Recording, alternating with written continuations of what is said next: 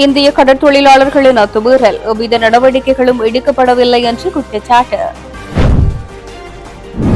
யுத்த காலத்தில் இடம்பெயர்ந்தவர்களுக்கு விரைவில் புதிய திட்டம், ஜனாதிபதி உத்தரவு. கிழக்கு மாகாணத்தின் சுற்றுலா வாய்ப்புகள் தொடர்பில் ஆராய ஆசிய நாடுகளைச் சேர்ந்த தூதுவர்கள் மட்டக்களப்பு மாநகர சபைக்கு விஜயம். எல் நினோவின் தற்போதைய நிலை குறித்து வெளியான அறிவிப்பு. 29 பேரை பலியெடுத்து நீர்கொழும்பு சிறைச்சாலை மோதல், 5 லட்சம் இழப்பீடு. ரா சம்பந்தனின் 2ஆம் ஆண்டு நினைவேந்தல் உணர்வுபூர்வமாக முன்னெடுப்பு. தமிழ் அரசியல் கைதிகளின் பாதுகாப்பை உறுதி செய்யுங்கள், இலங்கை அரசாங்கத்திடம் நீதி மற்றும் சமத்துவத்துக்கான கனேடியர்கள் அமைப்பு கோரிக்கை. டெங்கு அபாயம், ஒரே நாளில் ரூபாய் 21 லட்சம் அபராதம். சிறைச்சாலை மோதலை கலவரமாக்கிய அரசியல் சதி, விசாரணைகளில் திகைக்க வைக்கும் தகவல்கள். இந்த சமுத்திரத்தை நெருங்குகிறது எல் நினோ, நீரை சிக்கனமாக பயன்படுத்துங்கள், பேராசிரியர் நாகமுத்து பிரதீபராஜா. இலங்கையில் கடுமையாக உள்ள வரி அறவிடல் செயல்பாடுகள், சர்வதேச நாணய நிதியம் நிபந்தனை.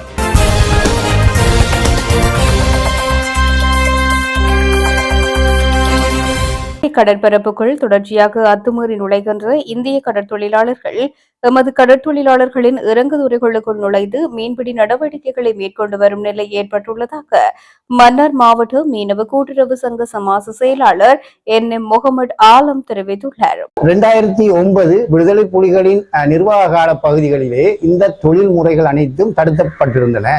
குறிப்பாக இலங்கை மீனவர்கள், குறிப்பாக வடபகுதி மீனவர்கள் குறிப்பிட்ட தூரம் கடலுக்கு சென்று மீன் பிடிக்கக்கூடிய அனுமதியைத்தான் கடற்படையும் வழங்கியிருந்தது. இருந்த போதிலும் அந்த பகுதிகளிலே அவர்களின் வாழ்வாதாரத்துக்கு தேவையான அனைத்து கடல் உணவுகளையும் அறுவடை செய்து அதனூடாக கிடைக்கின்ற வருமானத்தை கொண்டு தங்கள் வாழ்வாதாரத்தை அன்றைய காலப்பகுதியில் அவர்கள் செய்து வந்தார்கள். 2009க்கு பின்னர், யுத்தம் நிறைவுக்கு பின்னர் படிப்படியாக அரசாங்கம் வேண்டிய தூரம் சென்று கடலில் நீங்கள் மீன் பிடிக்கலாம் என்று அந்த சூனிய பிரதேசங்களை அகற்றின பிறகு இந்த தடை செய்யப்பட்ட மீன்பிடி முறைகள் எல்லை தாண்டியதாக இருக்கின்றது. அதாவது வரையறுத்ததுக்கு அப்பாலே இப்போது செயற்பட்டு வருகிறது. டைனமேட்டாக இருக்கட்டும், சுருக்கு வலையாக இருக்கட்டும், ரோலராக உழுவுப்படைகளாக இருக்கட்டும், அதே போன்று ஏனைய பல விடயங்கள், தங்கூசி கொண்டு தொழில் பிடிக்கும் முறைகள், அவ்வாறான 14 வகையான தடை செய்யப்பட்ட தொழில் முறைகளும் இப்போது இந்த வடக்கு கடற்பரப்பிலையும் அதே போன்று மன்னார் மாவட்டத்திலும் பெருவாரியாக பெருகி இருக்கின்றது. இதை நாங்கள் தடுப்பதற்கும் எவ்வளவு முயற்சி எடுத்தாலும் மன்னார் மாவட்டத்திலே எங்களுக்குள்ளே பதிவு செய்யப்பட்டிருக்கின்ற பல மீன்பிடி கிராமங்கள் தோறுமே இந்த தடை செய்யப்பட்ட தொழில்களை தங்களது வாழ்வாதாரம் என்று கூறிக்கொண்டு செய்து வருகின்றார்கள்.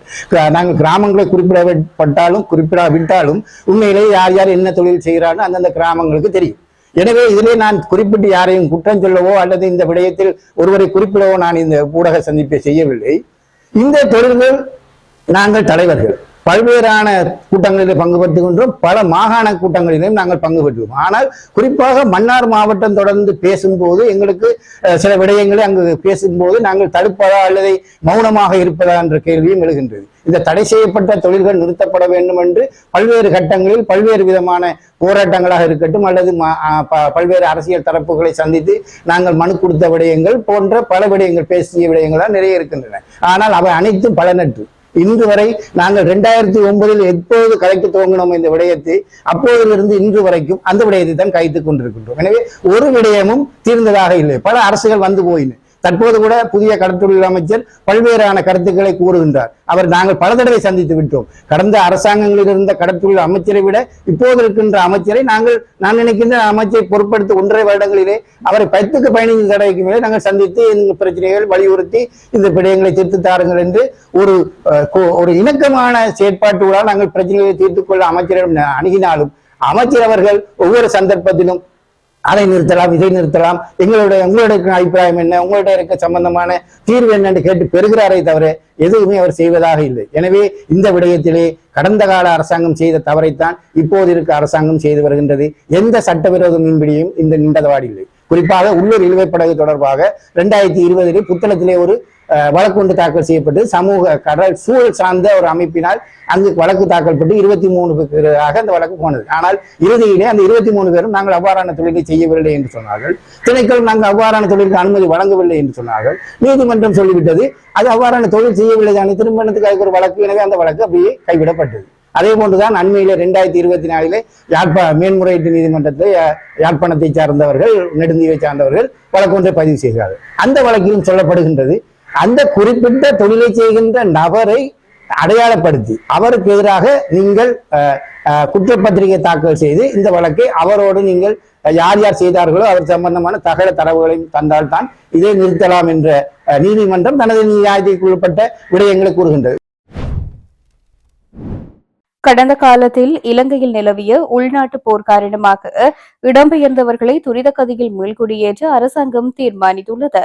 கடந்த காலத்தில் போரினால் இடம்பெயர்ந்த மக்களுக்கான மீள்குடியேற்ற திட்டத்தை விரைவுபடுத்துமாறு ஜனாதிபதி அனுரகுமார திசுநாயக்க அதிகாரிகளுக்கு உத்தரவிட்டுள்ளார். இதன் அடிப்படையில் மீள்குடியேற்ற திட்டம் தொடர்பில் தற்போதைக்கு அரசாங்கத்தின் விசேட கவனம் செலுத்தப்பட்டுள்ளதுடன் வடக்கில் இடம்பெயர்ந்து இன்னும் சொந்த இடங்களுக்கு திரும்பாத 1000 பேரளவிலான தமிழ் குடும்பங்கள் விரைவில் அவர்களின் சொந்த இடங்கள் அல்லது அண்மித்த பிரதேசங்களில் மீள குடியமர்த்தப்பட உள்ளனர். எனினும் வடக்கில் இருந்து இடம்பெயர்க்கப்பட்ட 10,000க்கும் அதிகமான இஸ்லாமிய குடும்பங்கள் இன்று வரை புத்தளம் உள்ளிட்டு பல்வேறு பிரதேசங்களில் வாழ்ந்து வரும் நிலையில் அவர்களை மீள்குடியமர்த்துவதில் தொடர்ந்தும் சிக்கல் நிலை ஏற்பட்டுள்ளது. யாழ்ப்பாண, முல்லைத்தீவு, மன்னார் உள்ளிட்ட பல்வேறு பிரதேசங்களில் அவ்வாறு இடம்பெயர்க்கப்பட்ட இஸ்லாமியர்களின் காணிகளில் கடந்த பல வருடங்களாக குடியிருக்கும் தமிழ் குடும்பங்கள் அங்கிருந்து வெளியேற மறுப்பு தெரிவித்துள்ளனர். கிழக்கு மாகாணத்தின் சமூக மற்றும் பொருளாதார முன்னேற்றம் குறித்து சிறந்த புரிதலை பெறுவதும் குறிப்பாக சுற்றுலாத்துறையில் காணப்படும் வளர்ச்சி வாய்ப்புகளை ஆராயும் வகையிலும் இன்றைய தினம் ஆசிய நாடுகளைச் சேர்ந்த தூதுவர்கள் மட்டக்களப்பு மாநகர சபைக்கு விஜயம் செய்தனர். மியான்மர், தாய்லாந்து, வியட்நாம், மலேசியா மற்றும் இந்தோனேஷியா நாட்டின் இலங்கைக்கான தூதுவர்களுடனான கலந்துரையாடல் மட்டக்களப்பு பொது நூலக மண்டபத்தில் நடைபெற்றது. இதன்போது தூதுவர்கள் மாலை அணிவித்து வரவேற்கப்பட்டு பின்னர் தூதுவர்கள் கிழக்கு மாகாணத்தில் முன்னெடுக்க உள்ள அபிவிருத்தி விடயங்கள் தொடர்பாகவும் தெளிவுபடுத்தியிருந்தனர். மட்டக்களப்பு மாநகர சபை சார்பில் மட்டக்களப்பு மாநகர எல்லைக்குள் உள்ள சுற்றுலா தலங்கள் மற்றும் அவை தொடர்பாக முன்னெடுக்க வேண்டிய அபிவிருத்தி திட்டங்கள் தொடர்பாகவும் தெளிவுபடுத்தப்பட்டதுடன் மாநகர சபையின் செயல்பாடுகள் குறித்தும் தெளிவுபடுத்தப்பட்டது. மாநகர சபைக்குட்பட்ட பகுதிகளில் சுற்றுலாத்துறையினை கட்டியெழுப்பும் வேலை திட்டங்களுக்கான உதவிகளை வழங்குமாறும் இதன்போது மாநகர சபை முதல்வரினால் கோரிக்கை முன்வைக்கப்பட்டது. இதனைத் தொடர்ந்து 5 நாட்டு தூதுவர்களுக்கும் பொன்னாடை போர்த்தி நினைவு சின்னங்கள் வழங்கி வைக்கப்பட்டதுடன் ஒவ்வொரு நாட்டு தூதுவரிடமும் ஒவ்வொரு அபிவிருத்தி திட்டத்திற்கான முன்மொழிவு அறிக்கையும் வழங்கி வைக்கப்பட்டது. மட்டக்களப்பு மாநகர சபை முதல்வர் சிவம் பாக்கியநாதன் அவர்களின் தலைமையில் இடம்பெற்ற இக்கலந்துரையாடலில் மட்டக்களப்பு மாநகர சபையின் ஆணையாளர் என் தனஞ்சயன், மாநகர சபை உறுப்பினர்கள், மாநகர சபை உத்தியோகத்தர்கள், ஊழியர்கள் என பலரும் கலந்து கொண்டனர்.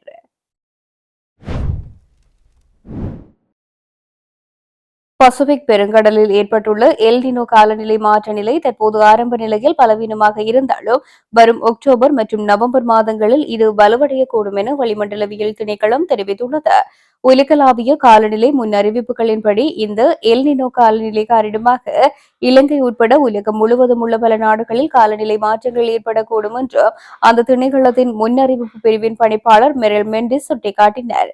வளிமண்டலவியல் திணைக்களம் முன்னதாக வெளியிட்ட அறிவிப்பின்படி இந்த ஆண்டு நவம்பர் மாதம் முதல் 2027 ஜனவரி வரை எல் நினோ நிலை மிகவும் தீவிரமடைவதற்கு 63% வாய்ப்புகள் உள்ளன. இருப்பினும் அமெரிக்காவின் தேசிய பெருங்கடல் மற்றும் வளிமண்டலவியல் நிர்வாகம் இது தீவிரமடையாமல் இருப்பதற்கும் 1/3 பங்கு வாய்ப்புகள் இருப்பதாக குறிப்பிடுகின்றது.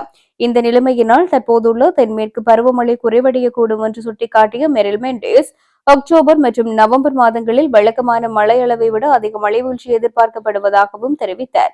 தற்போதுள்ள நீர் கொள்ளளவு மற்றும் எதிர்காலத்தில் கிடைக்கப்பெறவுள்ள மழை வீழ்ச்சியை கருத்தில் கொண்டு நீரை மிக கவனமாக முகாமைத்துவம் செய்ய நடவடிக்கை எடுக்கப்படும் என்றார். அதன்படி விவசாய நடவடிக்கைகள், மின்சார உற்பத்தி மற்றும் குடிநீர் தேவைகளுக்காக நீரை சிக்கனமாகவும் முறையாகவும் பயன்படுத்த நடவடிக்கை எடுக்கப்படும் என்றும் அவர் குறிப்பிட்டிருக்கின்றார். எல் நினோ தாக்கத்தினால் ஏற்படக்கூடிய பாதிப்புகளை குறைப்பதற்காக எதிர்வரும் பெரும்போக்கு விவசாய நடவடிக்கைகளை உரிய காலத்திற்கு முன்னதாக ஆரம்பிக்குமாறு விவசாயிகளிடம் அமைச்சர் கேட்டுக் கொண்டுள்ளார்.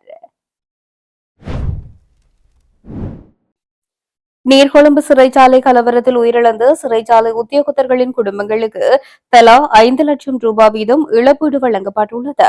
நீதி மற்றும் தேசிய ஒருமைப்பாட்டு அமைச்சின் மூலமாக முதற்கட்ட நிவாரணமாக குறித்த இழப்பீடு வழங்கப்பட்டுள்ளதாக தெரியவந்துள்ளது. நீர்கொழும்பு சிறைச்சாலை கலவரத்தில் உயிரிழந்த சிறை உத்தியோகத்தர்களின் வாரிசுகள் மற்றும் நெருங்கிய உறவினர்களுக்கு குறித்த இழப்பீட்டுத் தொகை வழங்கப்பட்டுள்ளது. நீர்கொழும்பு சிறைச்சாலை மோதலில் சிறைச்சாலை உத்தியோகத்தர்கள் 8 பேர் உயிரிழந்துள்ளனர். அவர்களின் மறைவுக்கு பின் பதவி உயர்வு வழங்கப்பட்டுள்ளதுடன் அவர்களுக்கான பதவி உயர்வின் அடிப்படையிலான ஓய்வூதியங்களை அவர்களின் குடும்பத்தினருக்கு உடனடியாக நடைமுறைக்கு வரும் வகையில் வழங்குவதற்கும் என சிறைச்சாலை ஊடக பேச்சாளர் ஏசி கஜநாயக்க தெரிவித்துள்ளார். சிறைச்சாலைகள் திணைக்களத்தின் jailer S Chandrawansa, S D. Abeywardena, P N. Tharanga, A D. Tharanga, D W. Pushpakumar, R. Sanjeevam, D R. Thilakasiri மற்றும் எம்.ஜி. உபாலி ஆகிய சிறை காவலர்களும் நீர்கொழும்பு சிறைச்சாலை கலவரத்தில் உயிரிழந்தனர். பணியில் இருந்தபோது உயிரிழந்த மேற்குறித்த 7 சிறை காவலர்களும் மரணத்தின் பின்னர் சிறைச்சாலை சார்ஜென்ட் தரத்துக்கு பதவி உயர்வு வழங்கப்பட்டுள்ளனர். சிறைச்சாலை ஜெயிலர் எஸ். சந்திரவன்ச 2ஆம் வகுப்பு பதவியில் இருந்து 1ஆம் தர ஜெயிலர் நிலைக்கு பதவி உயர்த்தப்பட்டுள்ளார். இந்த பதவி உயர்வுகள் அனைத்தும் சம்பந்தப்பட்ட அதிகாரிகள் இறந்த திகதியிலிருந்து நடைமுறைக்கு வரும் வகையில் வழங்கப்பட்டுள்ளன. மக்கள் உரிமை, நீதி, சமத்துவம் மற்றும் அமைதிக்காக தன் வாழ்நாளெல்லாம் அர்ப்பணிப்புடன் வாழ்ந்து மறைந்த தமிழ் தேசிய கூட்டமைப்பின் முன்னாள் தலைவரும் இலங்கை தமிழரசுக் கட்சியின் பெரும் தலைவருமான அமரர் ரா சம்பந்தனின் 2ஆம் ஆண்டு நினைவேந்தல் முன்னெடுக்கப்பட்டுள்ளது. குறித்த நிகழ்வானது இன்று சனிக்கிழமை திருகோணமலை மாநகர சபை மண்டபத்தில் மிகவும் எழுச்சியாகவும் உணர்வுபூர்வமாகவும் நடைபெற்றுள்ளது. இலங்கை தமிழரசுக் கட்சியின் திருகோணமலை மாவட்ட கிளையின் ஏற்பாட்டில் நடைபெற்ற இந்நிகழ்வில் கட்சியின் தலைவர் சி.வி.கே. சிவஞானம், பொதுச் செயலாளர் சுமந்திரன், நாடாளுமன்ற உறுப்பினர்கள், முன்னாள் மாகாண சபை உறுப்பினர்கள், மாநகர சபை மற்றும் பிரதேச சபை உறுப்பினர்கள் உள்ளிட்ட அரசியல் பெரும் தலைவர்களும் பெரும் திரளான பொதுமக்களும் கலந்து கொண்டுள்ளனர். நிகழ்வின் தொடக்கத்தில் மறைந்த பெரும் தலைவர் அமரர் ரா சம்பந்தனின் திருவுருவப் படத்திற்கு ஈகைச் சுடர் ஏற்றப்பட்டு மலர் தூவி மிக உணர்வுபூர்வமாக அஞ்சலி செலுத்தப்பட்டுள்ளது. கட்சியின் தலைவர், பொதுச் செயலாளர், நாடாளுமன்ற உறுப்பினர்கள் மற்றும் உள்ளூராட்சி மன்றங்களின் அதாவது மாநகர சபை மற்றும் பிரதேச சபை பிரதிநிதிகள் அனைவரும் மலரஞ்சலி செலுத்தியதுடன் சம்பந்தனின் வரலாற்று சிறப்புமிக்க அரசியல் பங்களிப்பினை நன்றியுடன் நினைவு கூர்ந்துள்ளனர்.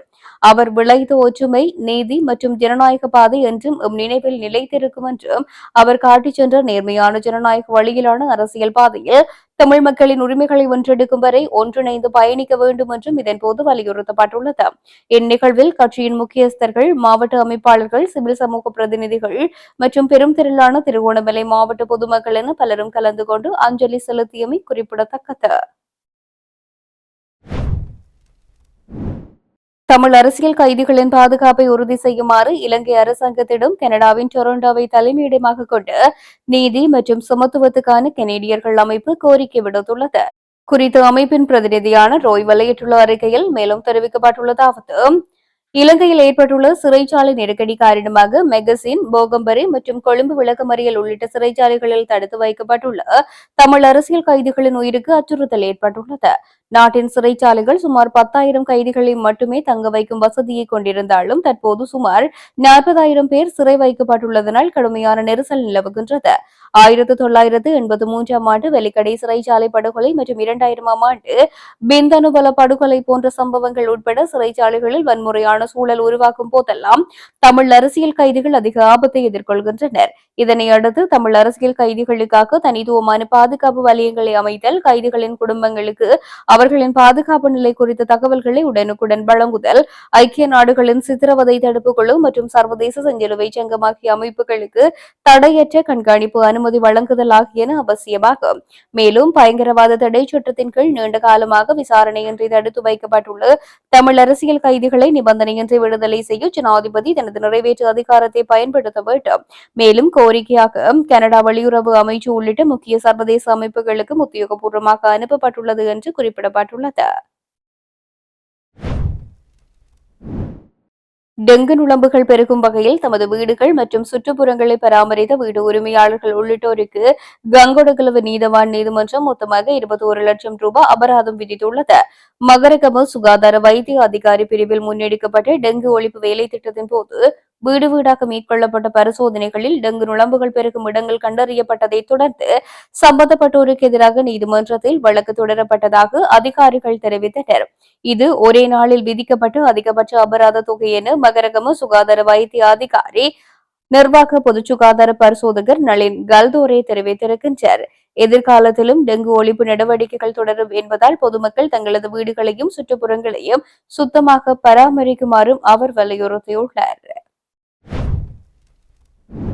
மத்திய பசிபிக் பிராந்திய கடற்பகுதிகளில் இருந்து இந்த சமுத்திர கடல் பிராந்தியத்திற்கு ஊடுருவியுள்ள எல்னினோ இம்மாதம் ஜூலை தொடக்கம் அக்டோபர் மாதம் வரை வெப்ப தாக்கத்தை செலுத்தும் என யாழ்ப்பாண பல்கலைக்கழக புவியியல் துறை பேராசிரியரும் கலைப்பீடாதிபதியுமான நாகமுத்து பிரதீபராஜா தெரிவித்தார்.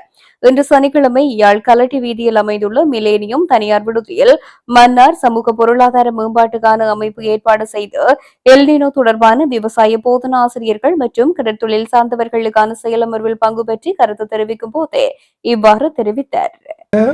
மத்திய பசிபிக் பிராந்தியத்தில் உருவாகியிருந்த எல்னினோவுக்கான தோற்றப்பாடுகள் நேற்றைய தினம் எல்னினோவின் 3.4 பிராந்தியத்தில் 1.4 பாகை செல்சியஸாக வெப்பநிலை அதிகரித்திருக்கின்றது. தொடர்ச்சியாக வரும் நாட்களில் இது அதிகரித்து ஜூலை மாதத்தினுடைய இறுதி நாட்களில் அல்லது ஆகஸ்ட் மாதத்தினுடைய ஆரம்ப பகுதிகளில் இது 2.2 பாகை செல்சியஸுக்கு அதிகரிக்கும் என எதிர்பார்க்கப்படுகின்றது. அதேபோல் நேற்றைய தினம், அதாவது 10ஆம் தேதி ஜூலை மாதம், இந்த மத்திய பசிபிக் பிராந்தியத்தில் காணப்பட்ட வெப்பநிலை அதிகரிப்பு இந்து சமுத்திர பிராந்தியத்திற்குள் உள்நுழைய ஆரம்பித்திருக்கின்றது. இது ஆப்பிரிக்கா மற்றும் இந்து சமுத்திர பிராந்தியத்தை நோக்கி தற்பொழுது நகர்வை கொண்டிருக்கின்றது. இதன் காரணமாக ஜூலை மாதத்தினுடைய இறுதி நாட்களில் அல்லது ஆகஸ்ட் மாதத்தினுடைய ஆரம்ப கால பகுதியில் இந்து சமுத்திரத்தினுடைய பல பிரதேசங்களுக்கு, குறிப்பாக இலங்கைக்கு அண்மைத்து இந்த எல்னினோவினுடைய விரிவாக்கம் இடம்பெறும் என எதிர்பார்க்கப்படுகின்றது.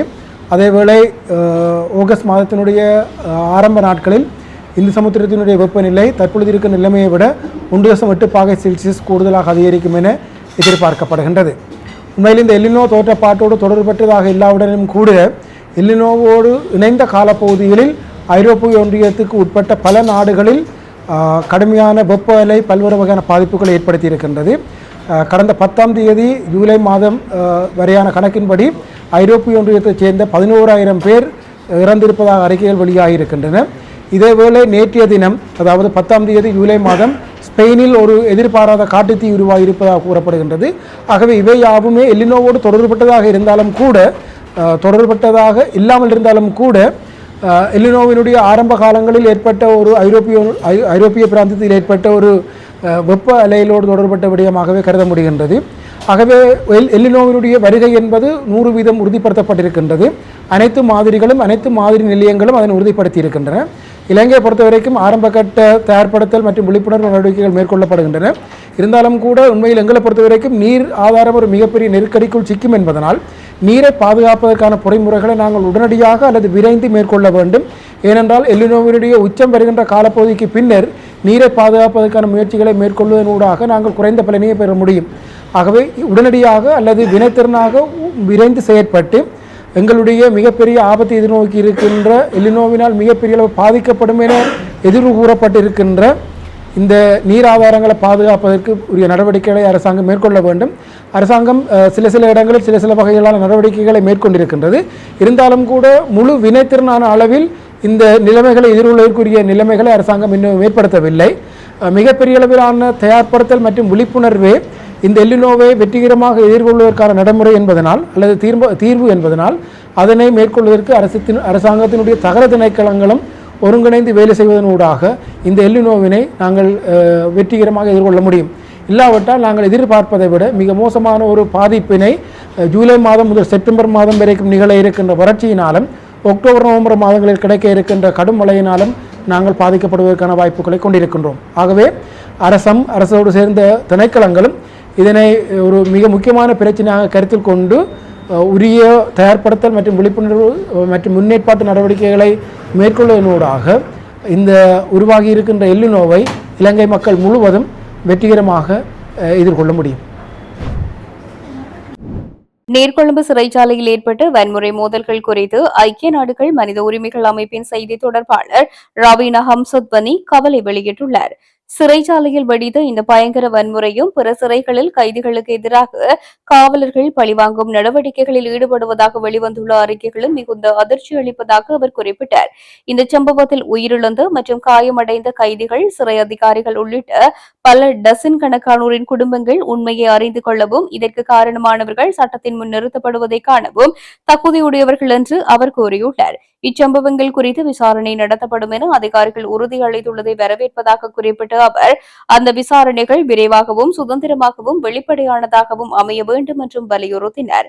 மேலும் இந்த வன்முறையானது இலங்கையின் தடுப்பு காவல் முறையில் உள்ள கட்டமைப்பு சிக்கல்களை கையாள வேண்டியதன் அவசியத்தை உணர்த்துவதாகவும் தெரிவித்தார்.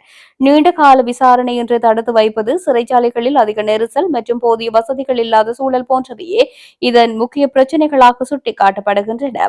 அத்துடன் போதைப்பொருள் தொடர்பான குற்றங்களுக்காக அதிக அளவிலான மக்கள் தடுத்து வைக்கப்பட்டுள்ளதாகவும், இவர்களில் பலரை சிறையில் அடைப்பதற்கு பதிலாக சுகாதாரம் சார்ந்த அணுகுமுறைகள் மூலம் சீர்திருத்த வேண்டும் என்றும் கூறியுள்ளார். பாதிக்கப்பட்ட கைதிகள் மாற்றப்பட்டு சித்திரவதை மற்றும் பிற கொடுமைகளுக்கு உள்ளாக்கப்பட்டதாக கூறப்படும் நீர்கொழும்பு சிறைச்சாலை உட்பட அனைத்து தடுப்பு காவல் நிலையங்களுக்கும் தடையற்ற முறையில் சென்று பார்வையிட இலங்கை மனித உரிமைகள் ஆணைக்குழுவுக்கு அதிகாரிகள் முழு அனுமதி வழங்க வேண்டும் என்றும் அவர் வலியுறுத்தினார். சர்வதேச நாணய நிதியத்தின் பரிந்துரைகளுக்கு அமைவாக இலங்கையில் எதிர்வரும் காலங்களில் வரி அறவிடல் செயல்பாடுகள் கடுமையான முறையில் முன்னெடுக்கப்பட உள்ளதாக தெரியவந்துள்ளது. இலங்கைக்கு வழங்கப்படும் சர்வதேச நாணய நிதியத்தின் கடன் உதவி திட்டம் 2027 மார்ச்சில் முடிவடைய உள்ளது. இந்த காலக்கெடுவுக்குள் நாட்டின் வரி நிர்வாகத்தை முழுமையாக சீர்திருத்துமாறு இலங்கையின் வருமான நிர்வாக சீர்திருத்தங்கள் மற்றும் நவீனமயமாக்கல் சபைக்கு சர்வதேச நாணய நிதியத்தின் நிதித்துறை கடுமையான அறிவுறுத்தல்களை வழங்கியுள்ளது. அதன் பிரகாரம் வரி விகிதங்களை மாற்றுவதற்கு பதிலாக வரி ஏய்ப்பாளர்களையும் வணிகங்களையும் டிஜிட்டல் முறையில் சிக்க வைப்பதே ஒரே தீர்வு என்று சர்வதேச நாணய நிதியம் வலியுறுத்துகின்றது. அதன் அடிப்படையில் எதிர்வரும் காலங்களில் உள்நாட்டு இறைவரி திணைக்களமும் சுங்க திணைக்களமும் கைகோர்த்து செயற்பட உள்ளன. இலங்கையில் பிரதான வரி அறவிடல் நிறுவனங்கள் தங்களுக்கு தகவல்களை பகிர்ந்து கொள்ளாமல் தன்னிச்சையாக செயல்பட்டதுதான் இதுவரை இருந்த மிகப்பெரிய பலவீனம் என்று சர்வதேச நாணய நிதியம் சுட்டிக்காட்டியுள்ளது.